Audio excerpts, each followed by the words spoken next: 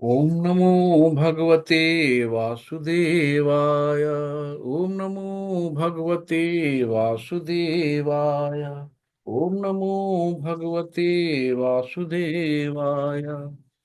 ओम अज्ञानतिमिरान्धस्य ज्ञानञ्जनशलाकया चक्षुरुलिमितं येन तस्मै श्रीगुरुवे नमः। श्रीचैतन्यमोभीष्टं स्थापितं येन भूतले स्वयं रूपकदादिमहिमं स्वब्दान्तिकं वन्देऽहं श्रीगुरु श्रीयुतकमलं श्रीगुरुवैष्णवस्य श्रीरूपसागरजातं सहगण रघुनाथान्वितं सजीवं सावधैतं सावभूतं परिजनसहित कृष्ण चैतन्य देवं श्री राधा कृष्ण पादान सहगण श्री विशाखान्वितांश्च। हे कृष्ण करुणा सिंधु दीन बंधु जगतपते गोपेश गोपिका कांत राधा कांत नमस्ते। तप्त कांतं गौरांगी राधे वृंदावनेश्वरी वृषभानुसुते देवी प्रणमामि हरिप्रिये। वंशाकल्पतरुभ्यश्च कृपा सिन्धुभ्येव च पतितानां पावनेभ्यो वैष्णवेभ्यो नमो नमः। नमः विष्णुपादाय पृष्ठपृष्ठाय भूतले श्रीमते भक्ति वेदांत स्वामिनि इति नामिने। नमस्ते सरस्वती देवी गौरवाणी प्रचारिणी निर्विशेषा शून्यवादी पाश्चात्य देश तारिणी। जय श्री कृष्ण चैतन्य प्रभु नित्यानंदा श्री अद्वैत गदाधर श्रीवासादि गौर भक्त वृंदा। हरे कृष्णा हरे कृष्णा कृष्णा कृष्णा हरे हरे हरे राम राम राम हरे हरे। हरे कृष्णा कृष्णा कृष्णा हरे हरे हरे राम राम राम हरे हरे। हरे कृष्णा कृष्णा कृष्णा हरे हरे हरे राम राम राम हरे हरे। हरे कृष्णा सभी भक्तों को दंड प्रणाम। हरे कृष्णा श्रील प्रभुपाद की जय। तो आज हम लोग 18 अध्याय की में 4 अध्याय पढ़ चुके हैं और आज 5वें अध्याय की शुरुआत होने जा रही है जिसका नाम है कर्म योग। यानी कर्म योग कृष्ण भावना भावित कर्म। तो जो कृष्ण के लिए कर्म किया जाए वो कृष्ण भावना भावित कर्म कहलाता है। तो हम लोग आज इस पर चर्चा करेंगे। तो कल के अध्याय में किसी को कुछ पूछना है तो उस कल के अध्याय के विषय में हम लोग बात कर सकते हैं।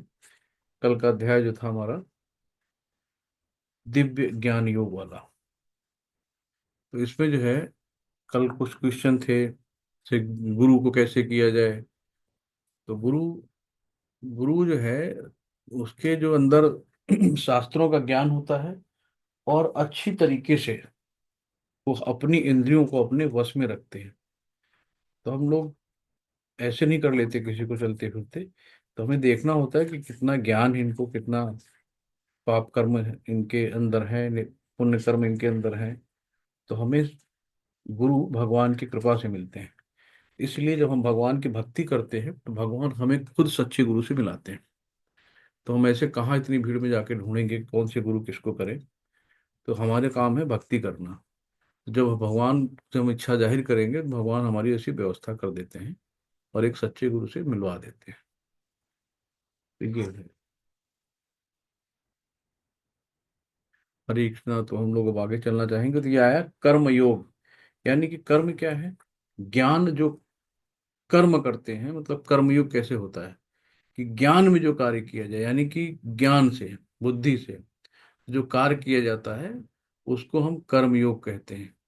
और जो बिना ज्ञान के कर्म किया जाता है वो उसको कर्म नहीं। इसको कर्मयोग मतलब कि अपने कर्मों को भगवान से जोड़ना। तो कैसे कर्म? जो हमारे ज्ञान रूपी कर्म, जो जैसे कि अब बहुत लोग सारा दिन भक्ति करते हैं तो लोग डर जाते हैं कि ऐसा तो नहीं सन्यासी बन जाएगा। तो ऐसा नहीं है। जो भी हम कार्य करें, कर्म भी करें, तो भगवान को साक्षी मान के करें, भगवान को साथ में रख के करें और अपने नियत कार्य करें, अपने पूरे परिवार का लालन पोषण करें। अपनी जिम्मेदारियों से भागे नहीं। तो भगवान ने कहीं भी नहीं कहा कि अपने कर्मों को छोड़कर आप सन्यासी बन जाओ, जंगल चले जाओ। तो उन्होंने कहा अपने नियत कर्मों को करते रहिए, और नियत कर्मों के साथ में अपना परिवार भी चलाइए, और हर काम में भगवान को याद रखिए। तो अर्जुन की जो गलत फहमियां थी, हमने देखा दूसरे अध्याय में 11 से 30 कृष्ण द्वारा वर्णित आत्मा का ज्ञान, कि उन्होंने बताया कि आत्मा को कभी न मारा जा सकता है, आत्मा को कभी न नष्ट किया जा सकता है। न जाने कितने जन्म हो चुके हैं, आत्मा तो वही रहती है, शरीर बदलता रहता है। तो अर्जुन को अर्जुन ने कहा कि आप तो हमारी तरह हो, हमारे साथ पढ़े खेले हो, तो आप इतने पुराने कैसे हो सकते हो। तब उन्होंने अर्जुन को आत्मा का ज्ञान दिया था, और 31 से 37 के बीच में निर्धारित कर्तव्यों को समझाया कि आपका कर्तव्य क्या है। आप क्षत्रिय हो, आपका कर्तव्य युद्ध करना है। यानी कि अपने कर्तव्यों से भागना नहीं है, कर्तव्यों को भगवान की सेवा में लगाकर उसको पूर्ण करना है। बच्चे हैं, बच्चों को संस्कार देना है कि कैसे हमें भगवान की सेवा करनी है, कैसे भगवान की पूजा करनी है, भगवान है क्या, इनको पूजने से क्या होता है, हमने कितने जन्म लिए हैं। जब तक कोई ज्ञान नहीं होता ना, उसको अविद्या कहते हैं। अविद्या मतलब अंधेरे में हमें कुछ नहीं दिखता है, लेकिन जहां जब प्रकाश आता है तो हमें सब दिखने लगता है। वैसे ज्ञान है, जब ज्ञान रूपी प्रकाश हमारे जीवन में आता है तो हमें चीजें दिखती हैं। ऐसे ही आया कि 42 से 45 में भयावह, यानी कि गतिविधियों के कारण आत्मा का उलझाव हो जाता है। कभी कभी जीवन में बहुत सी चीजें आती हैं, तो आदमी कहता है कि अरे इतने भी बुरे कर्म नहीं थे, और या फिर मैं इतनी भक्ति कर रहा था तो मुझे मिला क्या। तो इससे बढ़िया भक्ति नहीं करो, इतना भक्ति करने के बाद उनको क्या मिला। तो हमें ऐसी चीजों से उलझना नहीं है, हमें हमेशा भगवान को याद रखना कि हमारे प्रारब्ध हैं, कि हमने पहली बार जन्म नहीं लिया है, पता नहीं कितने जन्मों के पुराने प्रारब्ध होंगे, पता नहीं कौन से जन्म का बीज अब जाके अंकुरित हुआ है, तो हमें जो प्रॉब्लम आई है। इसलिए हमें कभी भगवान की भक्ति से हटना नहीं है। और 46 से लेकर 43 तक explaining the process of the भक्ति सेवा द्वारा अनासक्ति। तो हमें चीजों से अनासक्ति कैसे होनी है, जो भी चीजें हैं हमें भगवान की सेवा में लगा देनी है। तो धीरे धीरे अपनी इंद्रियों को भगवान की सेवा में लगाना है, हमेशा अपनी जिह्वा को भगवान के जप में लगाना है, प्रसाद खाना है, कानों से श्रवणम करनी है, अच्छी अच्छी भक्तों का संग रहना है। तो हमें जो एक आचार्य ने बताया ना, ABCD। ए मतलब एसोसिएशन, तो हमें भक्तों का साथ चाहिए। सबसे बड़ी चीज है, अगर भक्ति में हमें आगे प्रगति करनी है तो एसोसिएशन, यानी कि भक्तों का संग। आज हम लोग बैठे हैं साथ में, तो कोई कहीं से है, कोई कहीं से है, तो भक्तों के संग है, तो भक्तों के संग में कुछ न कुछ अच्छे से ज्ञान मिलता है। और दूसरा होता है बुक, हमें बुक पढ़नी चाहिए।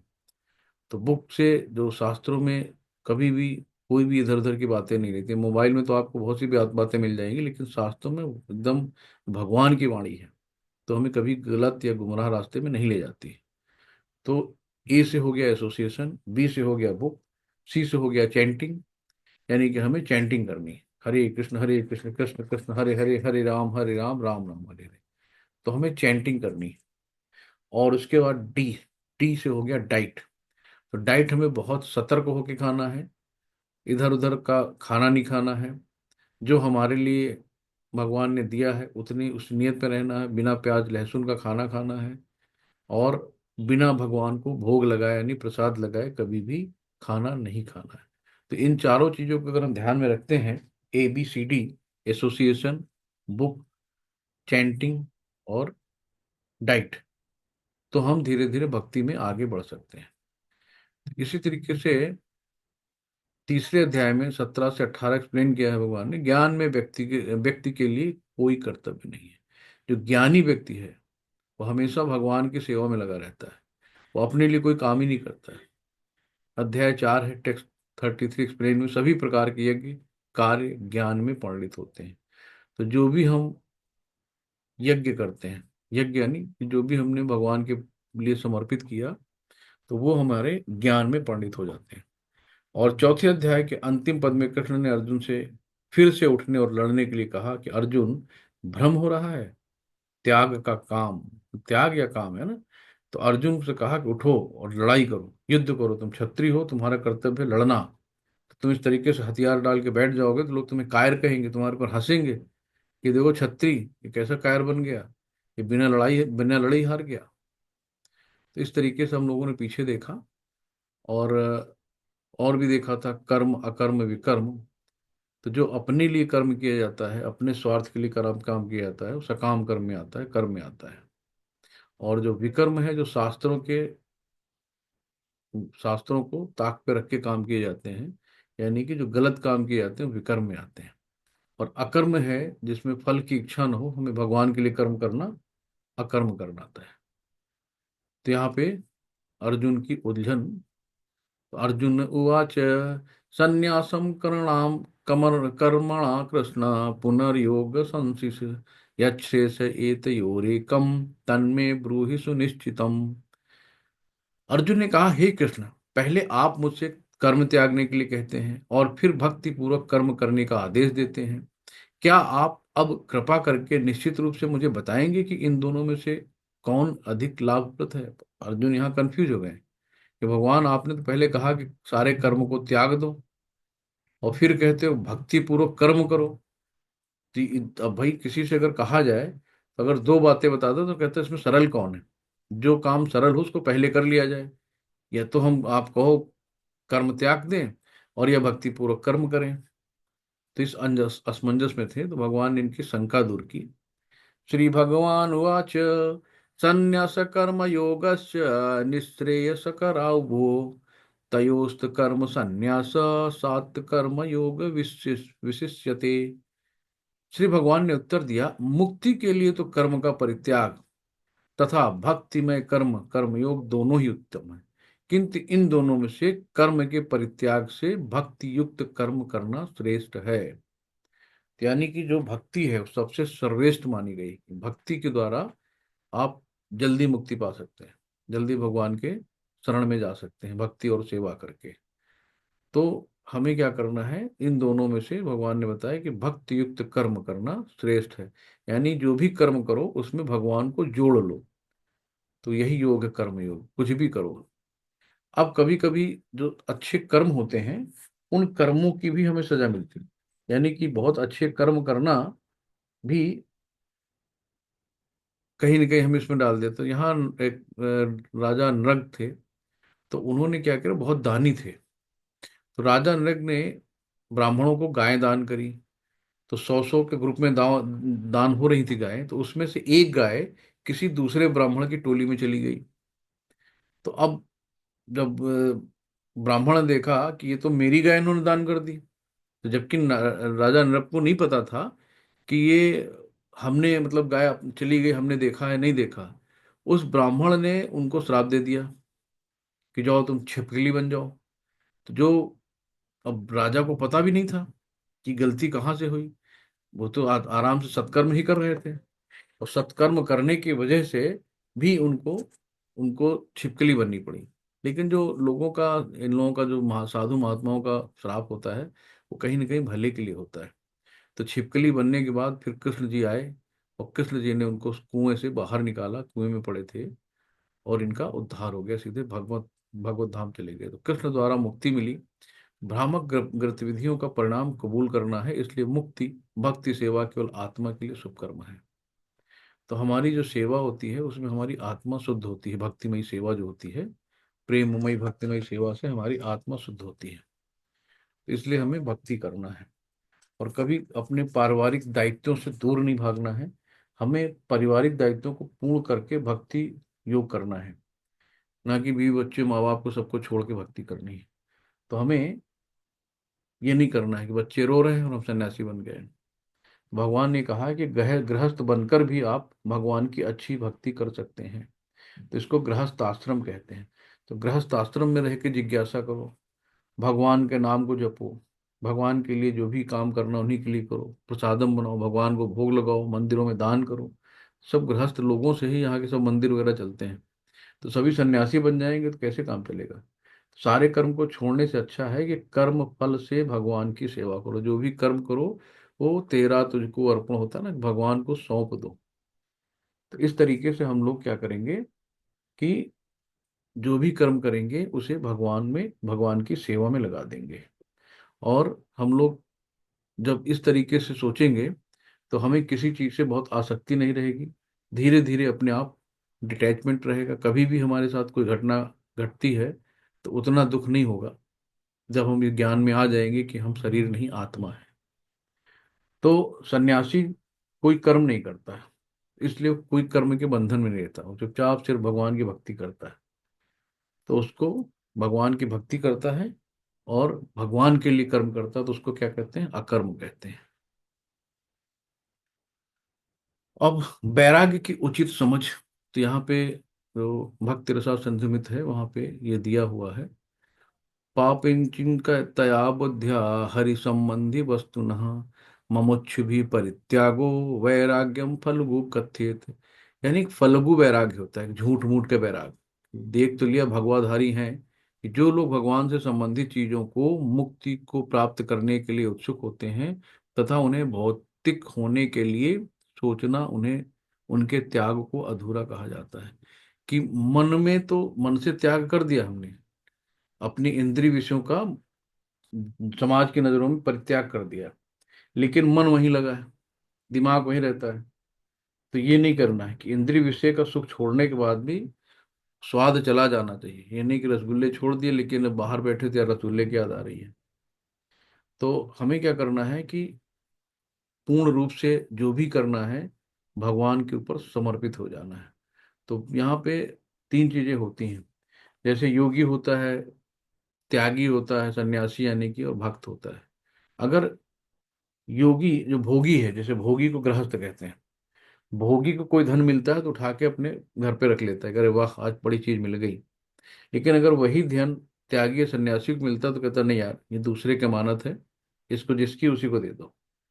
लेकिन अगर भक्त है तो उसको कोई सामान मिल जाता है तो कहता अरे यार चलो इसको हम प्रभु की सेवा में लगाएंगे, इसको मंदिर में दान कर देंगे, ये कर देंगे। तो ये चीजें हैं कि कोई भी चीजें, भक्त हमेशा किसी भी चीज को भगवान से जोड़ के काम करता है। तो इस तरीके से हमें भक्ति करनी है। और भक्त के हृदय में किसी के लिए द्वेष नहीं होता है, क्योंकि उसके दिल में परमात्मा रहते हैं। तो ममई वांसो जीव लोको, कि हर भगवान के हृदय में परमात्मा का वास होता है। तो इसलिए भक्त के दिल में किसी के लिए द्वेष नहीं होता है। तो कभी भी हमें किसी चीज में फंसना नहीं है, श्रवण करना है, अधिक से अधिक ज्यादा श्रवण करना है। कि भगवान कहते हैं कि मेरा ध्यान भी करो और अपना कार्य भी करो, कर्म से भागो नहीं। तो जो भी कार्य करो भक्तिपूर्ण कार्य करो। भगवान ने कभी नहीं कहा कि आप छोड़ छाड़ के चलो जंगल में आ जाओ, तो उन्होंने कभी नहीं कहा। तो जो भी भगवत गीता में एक एक शब्द कहे गए हैं उनमें कुछ ना कुछ तथ्य है। लेकिन हम लोग क्या करते हैं, आजकल गीता नहीं पढ़ते हैं, हाथ में हमेशा मोबाइल रहता है, जो भी देखना मोबाइल में देख लो। तो मोबाइल में जरूरी नहीं कि हर एक चीज तथ्य आपको सही मिले। तो इसलिए पढ़ने की आदत डालो। आप पढ़ोगे तो बच्चे भी आपके पढ़ेंगे, आप बुक उठा के बैठोगे तो बच्चे उठा के बुक बैठेंगे। आप मोबाइल देखोगे तो बच्चों को मोबाइल देखेंगे, आप मोबाइल देख रहे हो बच्चे कर मोबाइल नहीं देखो, कि खुद तो देख रहे हैं और हमको मना कर रहे हैं, है ना। तो यहाँ पे फिर आया है कर्म योग या कर्म संन्यास, इसमें से क्या करना है। ग्रे गेय स नित्र संन्यासी यो न द्वेष्टि न कांक्षति ही निर्द्वंद्वो हि महाबाहो सुखम बंधात् प्रमुच्यते। जो पुरुष ना तो कर्म फलों से घृणा करता है और ना ही कर्म फल की इच्छा करता है, वो नित्य सन्यासी जाना जाता है। हे महाबाहु, अर्जुन, ऐसा मनुष्य समस्त द्वंद्वों से रहित होकर भव बंधन को पार कर पूर्णतः मुक्त हो जाता है। तो यहाँ पे क्या है कि कर्म फल का त्याग करो, ना कि कर्म का। तो जो भी हम कर्म करते हैं, कृष्णार्पणमस्तु, तो हमें क्या करना है, कर्म करना है, लेकिन कर्म के फल की इच्छा नहीं रखनी है। तो इस तरीके से हम पूर्ण तरीके से इन भव बंधन को पार करके पूर्णतः मुक्ति को प्राप्त होंगे। भगवान ने कभी नहीं कहा कि आप कर्म ना करो और चुपचाप घर बैठो, केवल भजवा पूजा करो। ऐसे कुछ नहीं होता है। तो ये द्वंद्वों का मतलब वो, जो द्वंद्व समस्त द्वंद्वों से रहित होकर, द्वंद्वों का मतलब कि मान हानि, कि अपमान हुआ कि मान हुआ, सम्मान हुआ, है ना, बहुत सी चीजें हैं, जीत हुई हार हुई, सुख हुआ दुख हुआ। तो सब हमें द्वंद्वों में आती है, जो अपोजिट चीजें होती हैं हमको द्वंद्व में कहते हैं, इनको द्वंद्व है। तो इसी तरीके से एक कहानी और यहाँ पे एक आगे आएगी, ये कि नामाचार हरदास ठाकुर हैं, ये 192 माला करते थे। और ये मुस्लिम घराने में पैदा हुए थे। तो यहाँ पे क्या है ना, ये इस्कॉन में वर्ण व्यवस्था इतनी ये नहीं है कि आप मुस्लिम हैं, आप चांडाल हैं, आप पासी हैं, आप चमार हैं, आप शूद्र हैं।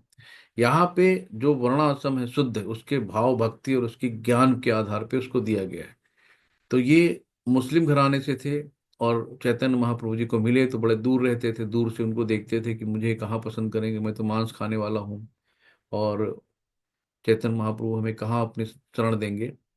लेकिन चैतन्य महाप्रभु की निगाह पड़ी और उन्होंने इनको दीक्षा दी, और नाम दिया नामाचार्य हरदास ठाकुर, क्योंकि 192 नाम माला करते थे। तो इन्हीं के समाज के लोग इनसे जलने लगे कि यार चैतन्य महाप्रभु इनको इतना सम्मान देते हैं। और जो इनके लोग थे, इन्होंने क्या करा कि एक वेश्या को इनके पास भेज दिया कि इनको रंगे हाथों पकड़ाएंगे और देख लेंगे कि देखो ढोंग कर रहे हैं सन्यासी बनने का, और इंद्री इनके भी तृप्त हुई नहीं है। तो ये लोग वेश्या आई तो बोली कि हमें आपके साथ रहना है। तो बोले ठीक है माता जी, आप जो कहेंगे हम करेंगे, बस मेरी माला पूरी हो जाए। तो वो बैठी रहती थी, बस माला, बस थोड़ी माला और बची माता जी, माला पूरी हो जाए, माला पूरी हो जाए, तो आप जैसे कहेंगे वैसे करेंगे। तो ये अपना माला जपते रहते थे, वो बैठी बैठी इंतजार करते करते सो जाती थी, फिर चली जाती थी। अच्छा ठीक है, फिर कल आएंगे, हाँ हाँ ठीक है माता जी कल आइएगा, कल आइए, कल कल जरूर रहेंगे। कल आती थी, फिर बस बैठी माता जी जरा माला मेरी पूरी जाए। तो नामाचार्य हरिदास ठाकुर जी अपने आप पूरा तन मन धन सिर्फ भगवान को माला जपने में लगाते थे। तो उनके वो कभी भी डिग्री हुए, न किसी की खूबसूरती से, न स्त्री से, किसी भी तरीके से, कि कुछ भी हो, उनको कोई फर्क नहीं पड़ता। तो 192 माला, और अपना जैसे माला करने का कल तरीका बताया गया था कि आप बोलना है और अपनी आवाज को खुद सुनना है। तो श्रवणम सबसे अच्छी विधि है। हरे कृष्ण कृष्ण कृष्ण हरे हरे, हरे राम राम राम हरे। तो हमको माला जप के साथ साथ उसको सुनना भी है। तो इस तरीके से 3 दिन बीत गए।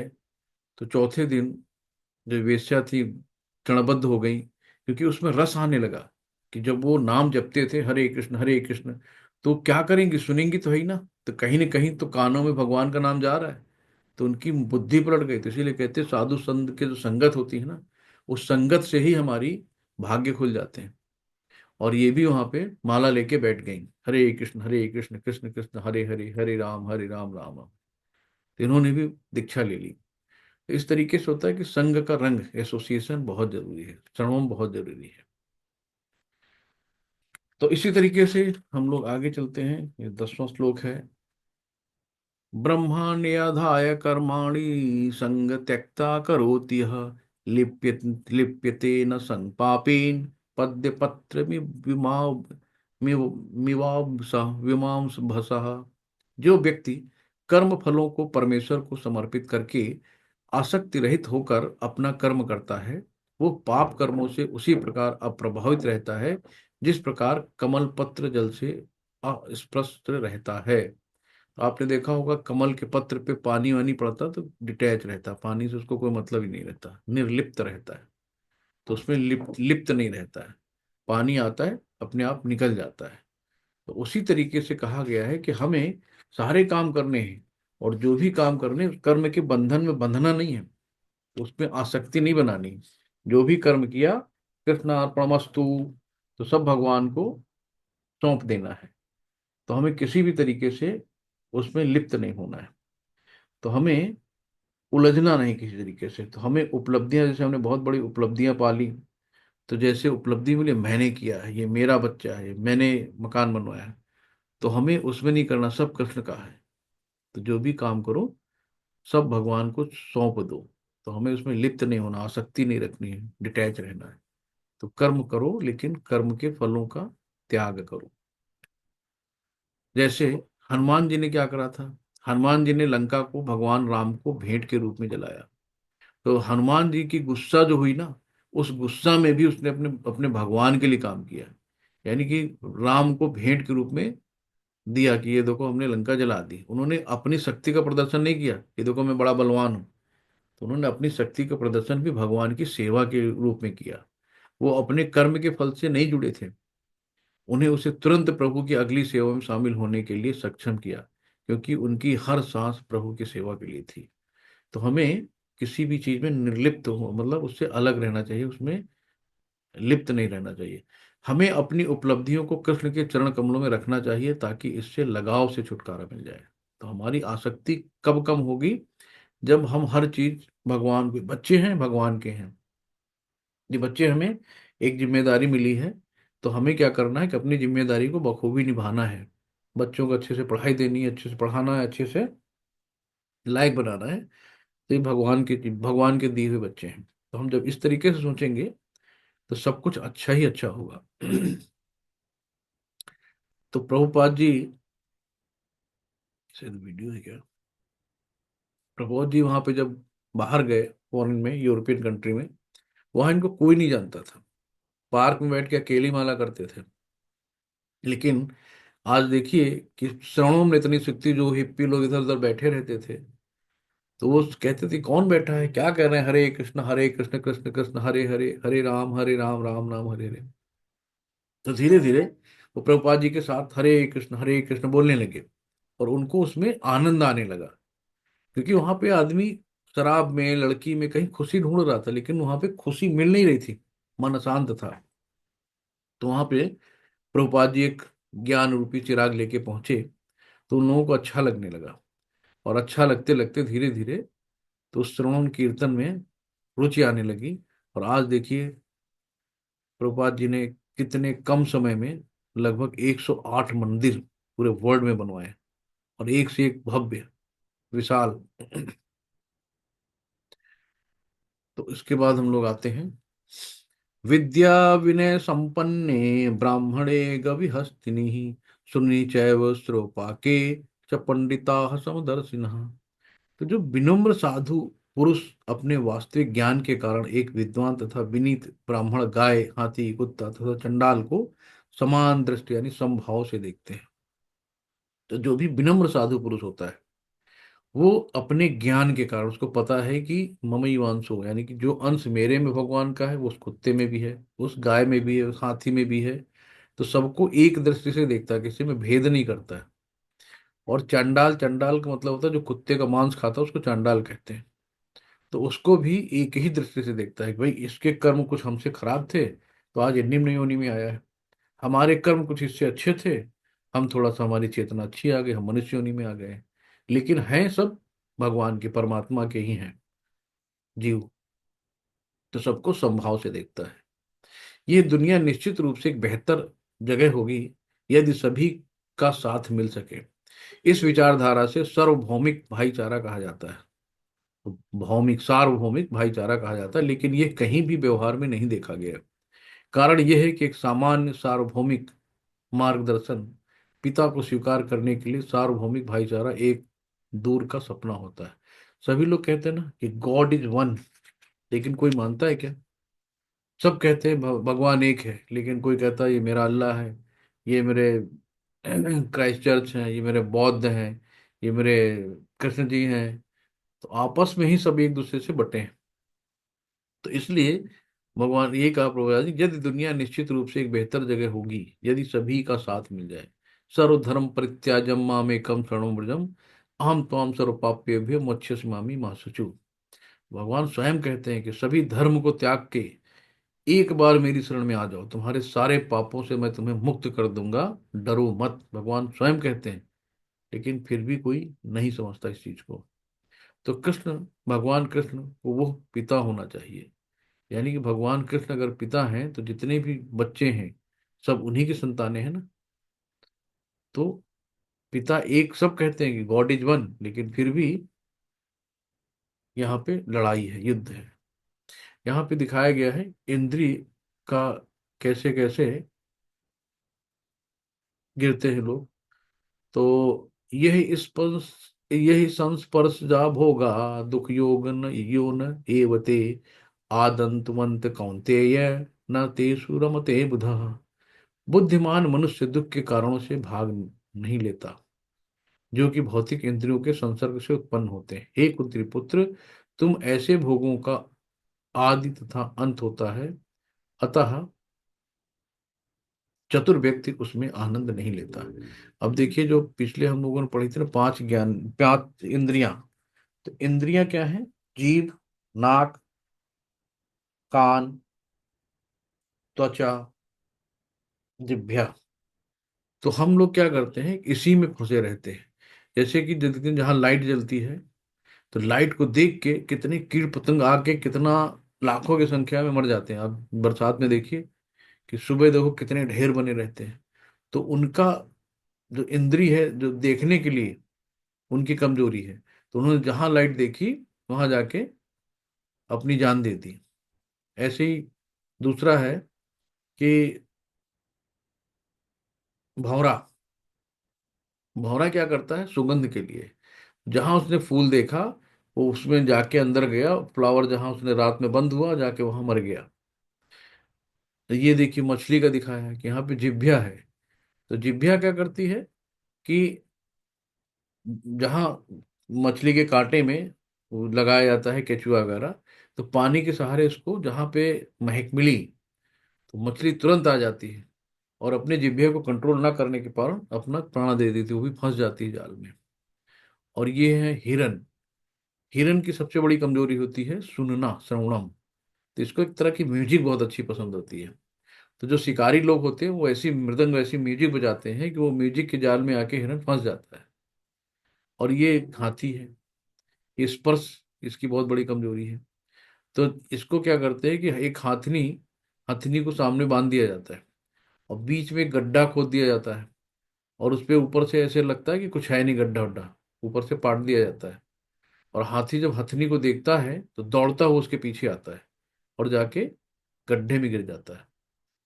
तो ये है हमारी इंद्रियां, कि हम अपनी इंद्रियों के प्रति इतना आसक्त रहते हैं, तो कहीं ना कहीं आज हमें जो सुख दिख रहा है वो कल हमारे दुख का कारण बनता स्वयं। तो इसीलिए हमें आसक्ति नहीं रखनी है। तो हमें थोड़ा सा अपनी इंद्रियों को भगवान की सेवा में लगाना है, धैर्य रखना है। और यहाँ पे ये दर्शाया गया है कि कितना युग आ रहा है कि कोई किसी का सगा नहीं है। कलयुग में देख रहे हैं कितनी ज्यादा मारा मारी है।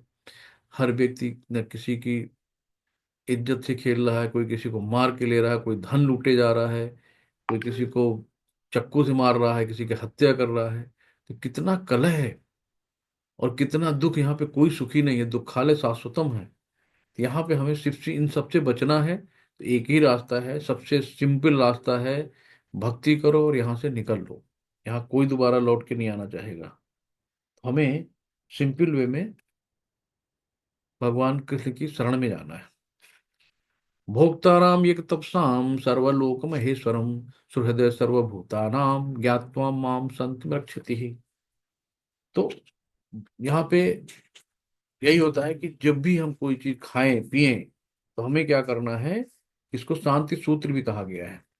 ये भगवत गीता का शांति सूत्र के नाम से आता है कि इसको शांति सूत्र कहते हैं।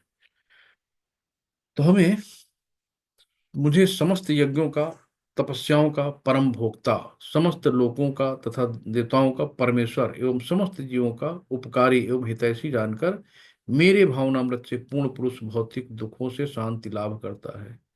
तो जो समस्त यज्ञों का या तपस्याओं का भोक्ता भगवान को मानता है, समस्त लोकों या देवताओं का परमेश्वर परम ईश्वर भगवान को मानता है, समस्त जीवों का उपकारी एवं हितैषी भगवान को जानकर उसके भावनामृत से पूर्ण पुरुष भौतिक दुखों से शांति लाभ कर सकता है। जब हम ऐसा करेंगे तभी हमको लाभ मिलेगा, यानी शांति सूत्र इसीलिए कहा गया है।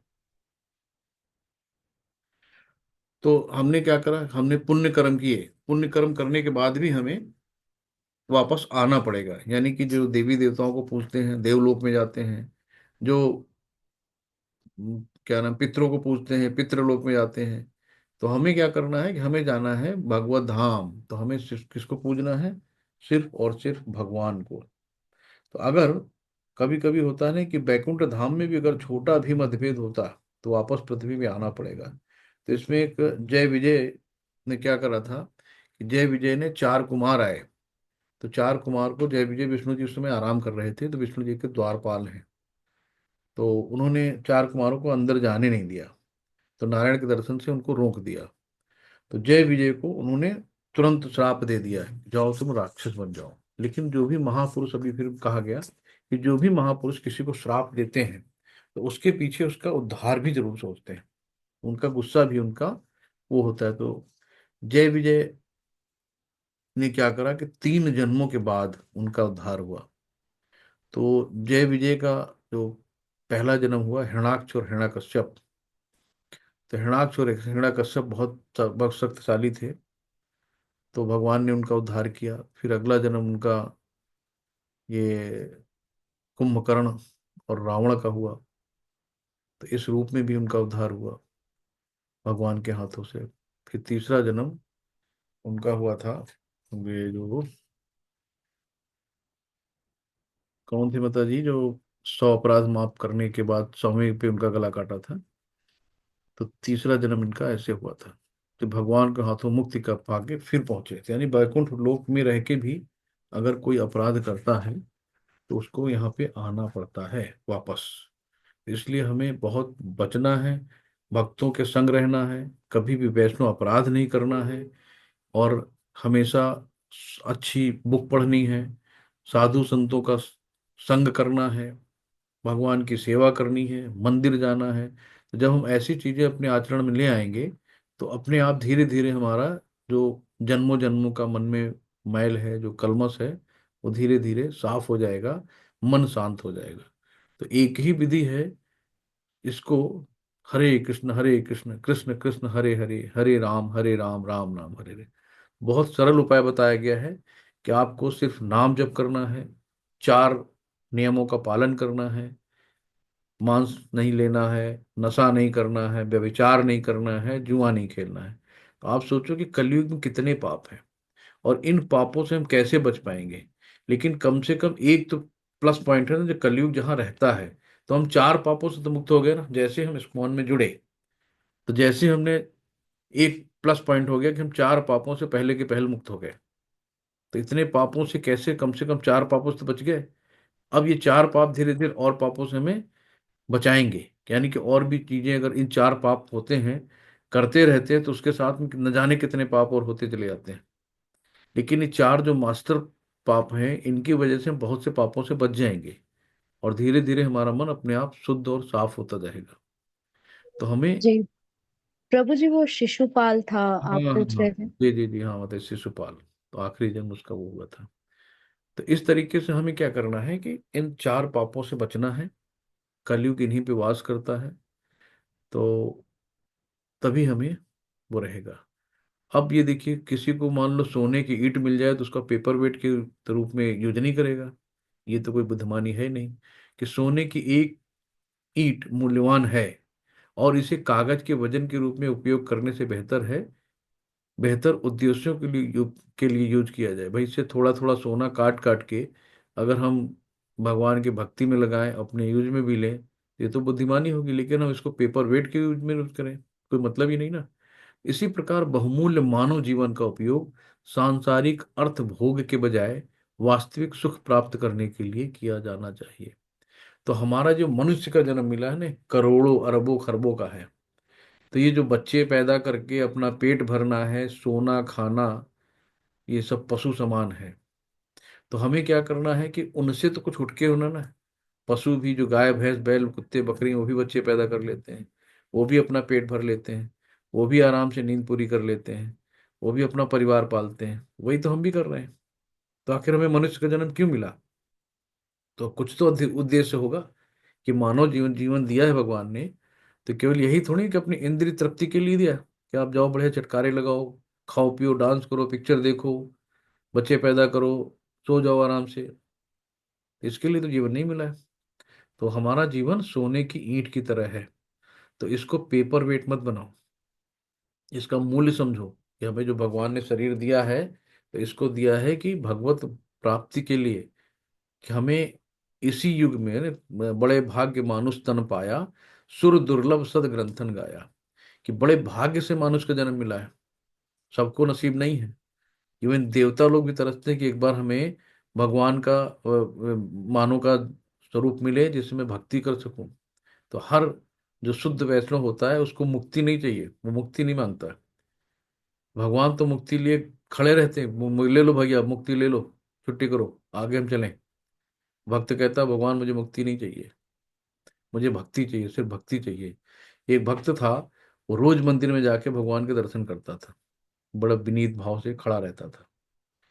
तो भगवान उसके पास आते थे, मांगो क्या मांगना है, पता मुझे कुछ मांगनी नहीं है। तो कहते यहाँ खड़े क्यों, बस कह रहा हम दर्शन कर रहे हैं आपके, हमें अच्छा लग रहा है। कह रहा जिस दिन हम आपसे मांग लेंगे कुछ, उस दिन आप गायब हो जाओगे, ऐसे आप रोज हमें दर्शन देने तो आते हो। तो एक भक्त को सिर्फ भगवान की भक्ति चाहिए, उसे कुछ भी नहीं चाहिए, मुक्ति से कुछ मतलब ही नहीं है। तो हर जन्म में, भगवान कहते हैं, हर भक्त कहता है कि हर जन्म में तो मुझे आप अपनी भक्ति दें भगवान, और उसे कुछ भी नहीं चाहिए। तो ये पांचवा अध्याय कृष्ण भावनामृत की, जिसे सामान्यतः कर्म योग कहते हैं, व्यवहारिक व्याख्या है। यहाँ पर इस प्रश्न का उत्तर दिया गया है कि कर्म योग से मुक्ति किस तरह प्राप्त होती है। कृष्ण भावनामृत में कार्य करने का अर्थ है भगवान के पूर्ण ज्ञान के साथ कर्म करना। ऐसा कर्म दिव्य ज्ञान से भिन्न नहीं होता है। प्रत्यक्ष कृष्ण भावनामृत भक्ति योग है, और ज्ञान योग वह पथ है जिससे भक्ति योग को प्राप्त किया जाता है। तो कृष्ण को पाने का जो काम किया जाता है, कृष्ण को लुभाने के लिए जो काम किया जाता है, कृष्ण की जो सेवा की जाती है, वो कृष्ण भावनामृत में आती है। तो कृष्ण भावनामृत भक्ति योग है, और ज्ञान योग वो पथ है बिना ज्ञान के, यानी कि बिना ज्ञान के तो हम आगे बढ़ ही नहीं पाएंगे। उसके लिए ज्ञान होना जरूरी है, यानी कि अंधेरे में हम कोई चीज ढूंढेंगे तो नहीं मिलेगी जब तक कि प्रकाश ना हो। तो ज्ञान रूपी प्रकाश से हम उन चीजों को देख सकते हैं, जिससे भक्ति योग प्राप्त किया जाता है। कृष्ण भावनामृत का अर्थ है परमेश्वर के साथ अपने संबंध का पूर्ण ज्ञान प्राप्त करके कर्म करना, और इस चेतना की पूर्णता का अर्थ है कृष्ण या श्री भगवान का पूर्ण ज्ञान। तो जब तक हम भगवान को जानेंगे नहीं तो मानेंगे कैसे। तो पहले हमें क्या करना है, पुस्तकें पढ़नी है, भक्तों के संग में रहना है, उनके बारे में अधिक से अधिक सुनना है, अपने अंदर भाव जागृत करने हैं। उसके बाद हम जिज्ञासा अपनी प्रकट करनी है। तब गुरु स्वरूप कोई भगवान हमें किसी को भेजेंगे कि ये लो तुम्हारे लिए ये है। तो जब भगवान खुश होते हैं तो गुरु मिलते हैं, और जब गुरु खुश होते हैं तो भगवान मिलते हैं। यानी बिना भगवान की कृपा के गुरु नहीं मिलते, और बिना गुरु की कृपा के भगवान नहीं मिलते। तो इसलिए गुरु का महत्व हम लोगों के जीवन में बहुत बड़ा है। तो ऐसे भगवान की तरह ही है, शुद्ध जीव भगवान के अंश रूप में ईश्वर का शाश्वत दास है। तो हम लोग क्या हैं, दास हैं। दास तो हम ही हैं भाई। जो घर पे चाहे जो भी हो, मम्मी हो पापा हो हम लोग हो, तो हम लोग तो सेवा ही तो कर रहे हैं। चाहे बच्चे की सेवा करो, चाहे बीबी की सेवा करो, चाहे समाज की सेवा करो, प्राइम मिनिस्टर है, कोई भी मंत्री है, कुछ भी है, हर आदमी सेवक है यहाँ पे। तो यहाँ सब आदमी, कोई भी कितना टाटा बिरला क्यों ना कहीं किसी की सेवा में लगे हैं। भले अपनी बीवी की सेवा में लगे हों, बच्चों की सेवा में लगे हों, समाज की सेवा में लगे हों, तो सेवा मतलब दासी तो है ना। तो हम क्यों ना भाई ईश्वर का शाश्वत दास बने। तो शुद्ध जीव भगवान के अंश के रूप में ईश्वर का शाश्वत दास है। वो माया पर प्रभुत्व जताने की इच्छा से ही माया के संपर्क में आता है। यानी कि हमने इच्छा जाहिर की कि भाई भगवान की तरह हम भी नीचे जाएं, इंडिविजुअल अपना हम भी इंजॉय करें जाके। तो हमने इच्छा जाहिर करी, भगवान ने भेज दिया, जाओ। तो यहाँ पे जेल है। तो ये जेल में, अगर जेल में हम सारी सुविधाएं दे दें, चलो भाई एसी लगा दिया, टीवी लगा दिया, तो क्या आप हमेशा जेल में रहना पसंद करोगे। जेल में सारी सुविधाएं होने के बाद भी आदमी जेल में नहीं रहना पसंद करता। तो वैसे यहाँ है, ये पृथ्वी लोक है, ये जेल रूपी में हम यहाँ बंद हैं। तो यहाँ आज हम गाड़ी बंगला कार वार देख के बड़े खुश रहते हैं, लेकिन कितने दिन की है। लेकिन अंततः जाना तो अपने घर ही है ना। तो हम अपने घर को भूल गए। और यहाँ टेम्परेरी, हर चीज टेम्परेरी है, कोई चीज परमानेंट नहीं। आज जो आपका घर है, कल वो किसी और का था। आज आपने उसकी रजिस्ट्री करा ली, कल और कोई रजिस्ट्री करा लेगा उसकी। परमानेंट कुछ नहीं है, ये मेरा घर है, मेरा मकान है, मेरी दुकान। तो जो आज आपका है कल किसी और का होगा, परसों किसी और का होगा। तो ये सब टेम्परेरी है, जिसको हम अपना अपना कहते हैं। तो जो परमानेंट है वो तो शाश्वत धाम ही है, जहां से हम आए हैं। तो कोई भी व्यक्ति कितना भी कुछ कर ले, जैसे कि बच्चे बाहर रहते हैं, तो बाहर रहने पे क्या होता है, तो पिताजी को चिंता होती है तो उसकी टिकट कब करानी है, उसको कब जो है भेजना है, हॉस्टल कब भेजना है, हॉस्टल की फीस जमा हुई कि नहीं हुई, रोज पूछते बेटा खाना खाया कि नहीं खाया। तो पिता को चिंता रहती है बच्चे के बारे में। तो वैसे हमारा परम पिता भगवान है, उसको भी चिंता है हमारे बारे में। तो पहले हम उसको अपना पिता तो स्वीकार करें, तो उसको हम अपनी अंतरात्मा से माने तो कि कोई है।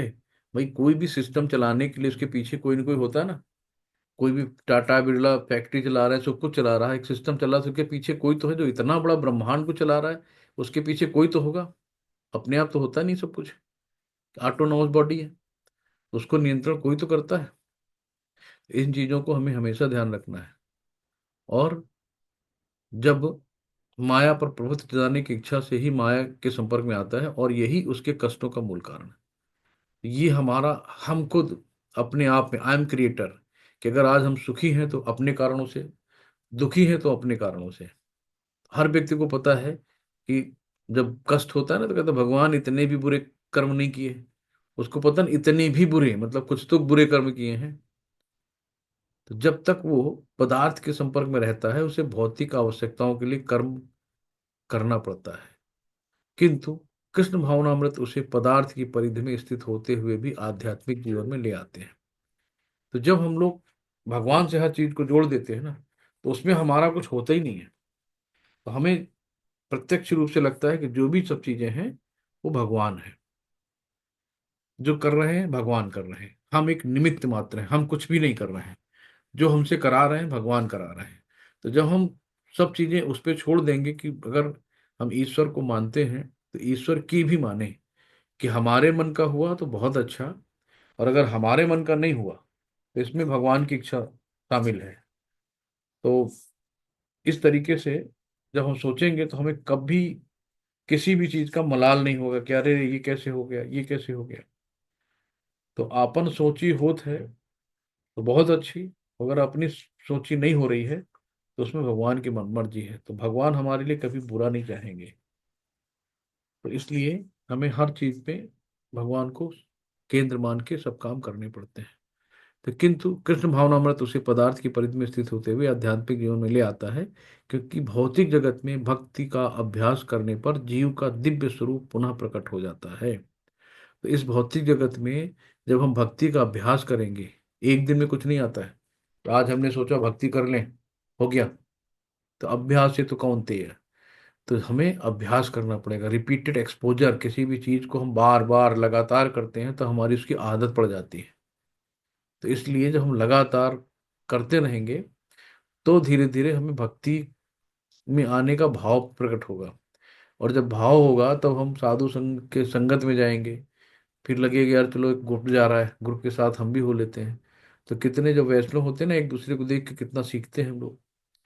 फिर भगवान की सेवा कैसे करनी है वो एक दूसरे से जानकारी मिलती है। तो इसी तरीके से हम लोग धीरे धीरे भक्ति में प्रगति कर सकते हैं। तो सब एक दिन का प्रोसेस नहीं है। तो धीरे धीरे लगातार निरंतर प्रयास से हम चीजों को आगे बढ़ा सकते हैं। अध्याय का सारांश यही है कि संन्यास या कर्म योग।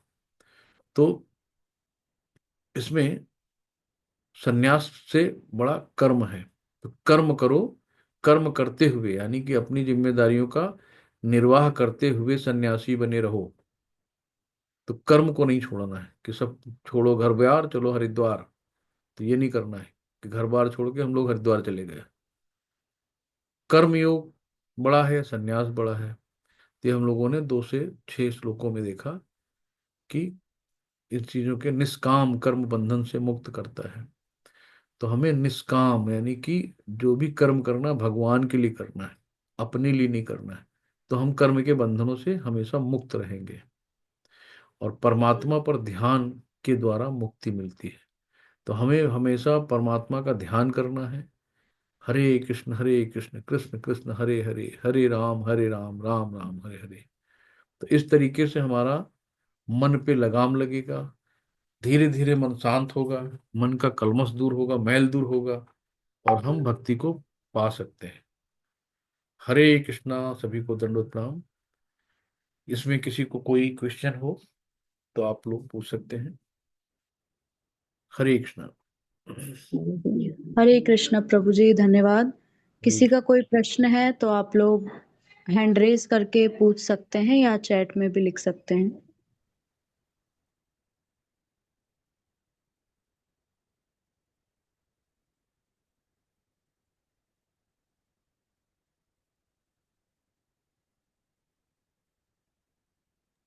और क्विज भी आप लोग साथ साथ अटेंड करते रहिए। आज 5वां अध्याय संपन्न हुआ है, तो 5वें अध्याय का और बाकी का अगर कोई अध्याय रह गया है तो उसका भी आप अपना क्विज कंप्लीट कर लीजिए।